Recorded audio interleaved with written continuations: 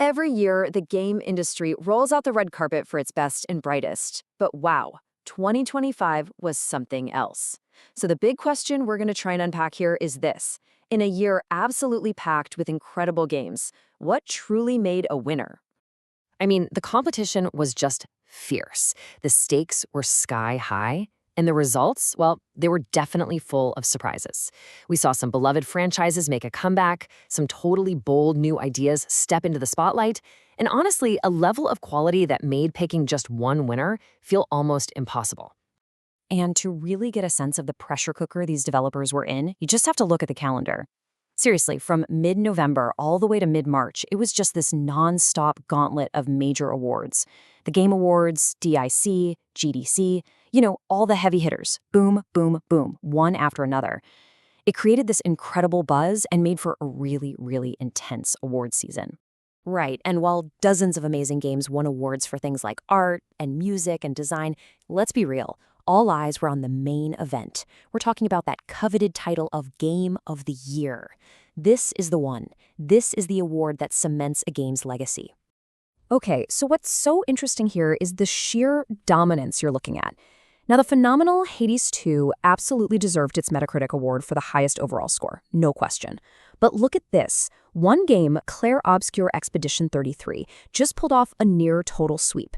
It took home Game of the Year from the Game Awards, DICE, GDC, and the New York Game Awards. An absolute powerhouse, but that is not the whole story. Not even close. Because that incredible victory came with a huge asterisk. As this little footnote from Metacritic's tracker shows, Claire Obscure was actually stripped of its indie awards after it came out that the developers used generative AI for some of their key art. And this just sparked this massive debate in the community about, artistry and labor and the role of this new tech. It casts a real shadow over its wins and made the year's results way more complicated than just a simple trophy count. So yeah, that whole controversy really complicated the picture. To find a clearer pattern of what success really looked like, one defined purely by game design and how it felt to play, we've got to look beyond the Game of the Year drama and dive into the thriving indie scene. So let's talk about a game called Absolum, with a rock-solid 87 Metascore and a bunch of nominations for Indie Game of the Year. This thing was a total critical darling, and it perfectly shows off one of the key trends we saw in 2025's winners. Absolum basically perfected a genre that critics started calling a rogue 'em up. So what is that? Well, it takes that addictive, just one more run feeling of a roguelite, think Dead Cells, and it smashes it together with that satisfying, button-mashing, combo-heavy action of a classic arcade beat-em-up like Golden Axe. It's this brilliant mix of old school and modern that feels both nostalgic and somehow incredibly new. So what was the secret sauce? What made this formula work so well? Well, a review from Nintendo Life really hits the nail on the head. You've got that furious, combo-heavy combat right at the center of it all. It hooks you with that classic roguelite loop. You die, you spend the points you earned on permanent upgrades, and you go again, but this time you're just a little bit stronger. And the best part? Every single run feels different because of these randomized pickups called rituals and trinkets that totally change up your abilities. The result is just this impossibly deep and replayable game. But it wasn't just about mashing up genres. The other big winners of 2025 were these games that just committed 100% to a completely unique and sometimes downright quirky idea.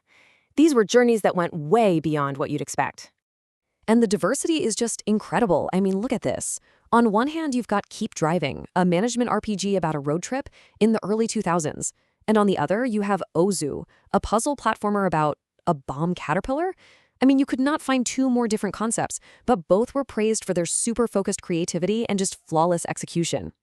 The genius of Keep Driving is how it turns something so normal into this deep RPG. It's got vibes of classics like Oregon Trail 2.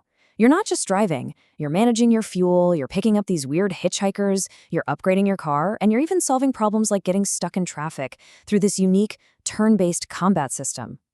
It's a game that totally gets that the destination is nothing without the journey. And then there's and just wow. Look at this reception, a staggering 99% positive rating on Steam.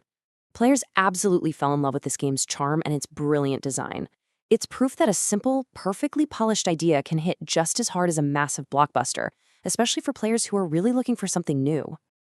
The real beauty of O is its absolute focus. The entire game is built around one single mechanic. You're a caterpillar that lays bombs. But the ways you use those bombs to solve puzzles just get more and more creative and complex. And get this, the game has zero text. It teaches you everything you need to know just through clever design. As one player put it, it's a masterclass in tutorials. Totally accessible, intuitive, and just incredibly smart. Okay, so after looking at a controversial champion, a genre-bending indie hit, and two brilliantly unique little games, we can start to see some common threads, right? So what really makes a winner in 2025? When we really look at what these winners all share, a pretty clear picture starts to form. They all had these deep, replayable systems, like the roguelite runs in Absalom. They bent genres, like Keep Driving's road trip RPG. They had a singular vision, like OO's Bomb Caterpillar.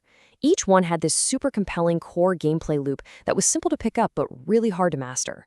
And maybe most importantly, they created unforgettable experiences through gameplay itself, trusting the player to find the fun. So it's pretty clear that creativity and really smart design were king in 2025. But that whole clair obscur controversy, it's still looming large. As technology like AI keeps evolving and new ideas keep pushing the boundaries of what a game can even be, the definition of a winner is only going to get more complicated.